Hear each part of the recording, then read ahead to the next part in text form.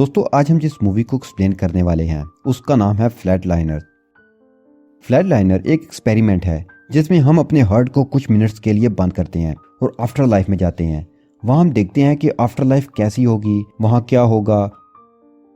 Movie की शुरुआत में हम कर्टनी को देखते हैं जो अपनी छोटी बहन के साथ है और ड्राइविंग कर रही है। कर्टनी को कॉल आती है और वो डिस्ट्रैक्ट हो जाती है। इसी दौरान उसका एक्सीडेंट हो जाता है और उसकी छोटी बहन की डेथ हो जाती है। कर्टनी इस सब का जिम्मेदार खुद को समझती है और डिप्रेशन में चली जाती है। कर्टनी मेडिकल की स्टूडेंट है।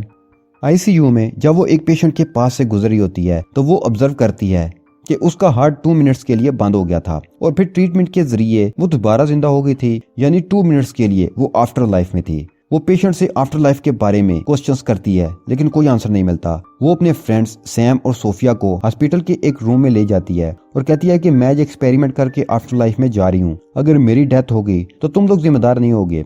सैम इस एक्सपेरिमेंट के लिए एक्साइटेड हो जाता है लेकिन सोफिया इनकार कर देती है और कर्टनी इस एक्सपेरिमेंट के लिए रेडी हो जाती है। उसे एक इंजेक्शन भी लगाते हैं जिससे आहिस्ता आहिस्ता उसका दिल धड़कना बंद कर देता है। वो आफ्टर लाइफ में चली जाती है। दूसरी दुनिया में वो कॉन्शियस हो जाती है। बचपन से लेकर अब तक की सारी यादें उसको दिखाई देती हैं। वो इन सब को फील करती है। 1 मिनट के बाद जब वो होश में नहीं आती तो उसके फ्रेंड्स एक और फ्रेंड को मैसेज करके बुलाते हैं जिसका नाम रे है।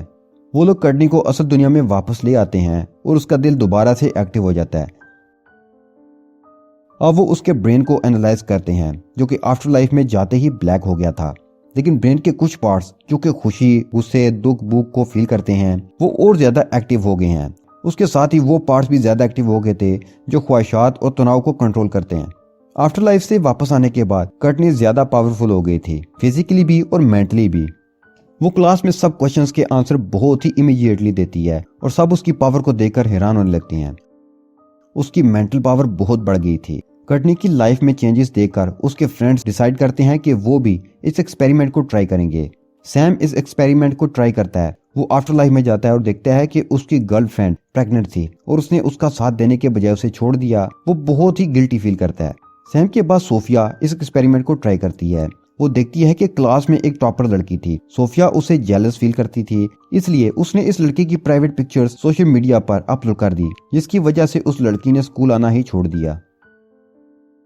लास्ट में ये एक्सपेरिमेंट मार्लो ट्राई करती है। उसे विजन आता है कि उसका एक स्कूल फ्रेंड उसका पेशेंट था जिसे उसने ओवरडोज देकर मार दिया था। वो बहुत गिल्ट फील करती है। इन सब में सिर्फ रे होता है जो इस एक्सपेरिमेंट को ट्राई नहीं करता। फिर वहां सिक्योरिटी आ जाती है और वो लोग गाड़ी में बैठकर भाग जाते हैं। वो एक डांस पार्टी में जाते हैं। कर्टनी को वहां उसकी बहन नजर आती है। सैम जब अपने बोर्ड हाउस में जाता है तो उसे वहां एक बच्चे की रोने की आवाज आती है।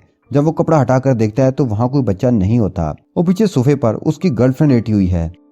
कर्टनी सैम को कॉल करती है और बताती है कि उसने अपनी बहन को देखा है। वो सैम को बुला लेती है। जब वो घर जाती है तो उसे डाइनिंग टेबल पर अपनी बहन नजर आती है। कर्टनी बहुत डर जाती है और वहां से भागने की कोशिश भी करती है, लेकिन वो साया उसे नीचे गिरा देता है और उसकी डेथ हो जाती है।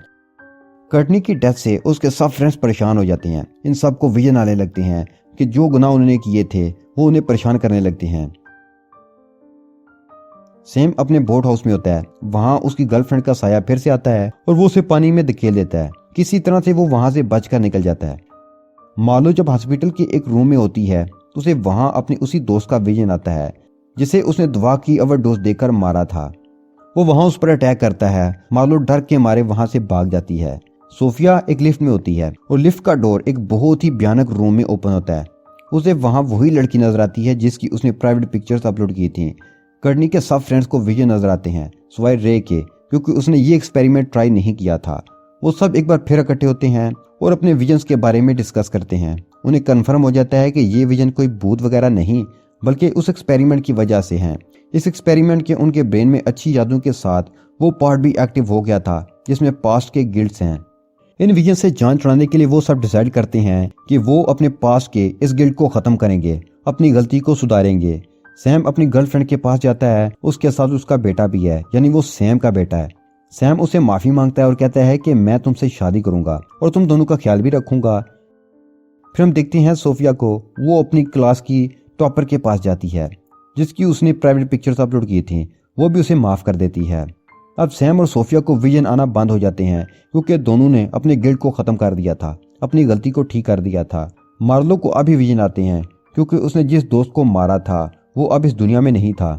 वो कैसे उसे माफ़ी मांगे? मार्लो डिसाइड करती है कि वो आफ्टर लाइफ में जाकर अपने उस दोस्त से माफ़ी मांगेगी और वो ऐसा ही करती है। वो अपने फ्रेंड्स को मैसेज करती है कि इस सब को रोकने के लिए मुझे आफ्टर लाइफ में जाना होगा। वो अकेली इस एक्सपेरिमेंट के लिए जाती है। वो जब आफ्टर लाइफ में जाती है तो उसके सभी दोस्त वहाँ आ जाते हैं। मार्लो वहाँ अपने इस दोस्त को ढूंढती है जिसे उसने मारा था, लेकिन वो नहीं मिलता। फिर अचानक वो आता है, उस पर अटैक करता है। फिर हम देखते हैं कि तूफान है और मार्लो उसमें घिसटती चली जा रही है।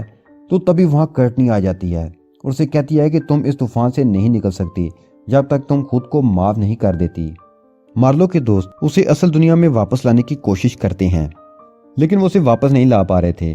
5 मिनट गुजर चुके थे और वो सब हिम्मत हार गए थे। फिर रे उसके हार्ट पर इंजेक्शन लगाता है और अचानक से वो असल दुनिया में वापस आ जाती है और वो ठीक हो जाती है। वो काले ढीन के पास जाती है और सब बता देती है। वो उसे 1 साल के लिए अंडर ऑब्जर्वेशन रखते हैं। वो सब मिलकर कर्टनी के लैपटॉप को नदी के पानी में फेंक देते हैं ताकि कोई भी इस एक्सपेरिमेंट को फिर से ट्राई न कर सके। इस एक्सपेरिमेंट में जहां इंसान की अच्छी यादें रिकॉल होती हैं, वहां बुरी यादें भी होती हैं और वो मेंटली अफेक्ट करती हैं, जिससे वो खुद को नुकसान पहुंचाना शुरू कर देते हैं। इस फिल्म से हमें लेसन मिलता है कि हमें किसी के साथ बुरा नहीं करना चाहिए और ना कोई बुरा ख्याल दिल में लाना चाहिए, और जिनके साथ बुरा किया उनसे माफ़ी मांगनी चाहिए, क्योंकि हम जो भी करते हैं हमें उसका हिसाब तो देना ही है।